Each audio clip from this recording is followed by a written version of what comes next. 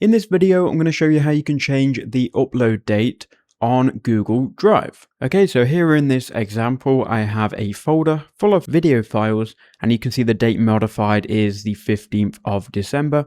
Now, you can't actually change this, but there is a workaround that may help you out if this is what you're trying to achieve. So what we can do is we can right click on any file. We can then click download, and that will download a copy to our computer. Now, once you've got that file downloaded to your computer, what you can go and do is you can simply go ahead and re-upload it back to Google Drive. So you may have to extract it first. So let me just extract the file, or in this case, the folder.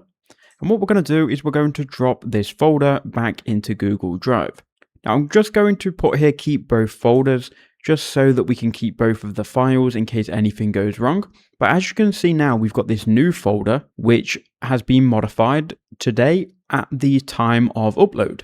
So that is how we can do it. And then what we can essentially do is delete the old folder or file and remove by clicking rename the one from the other folder.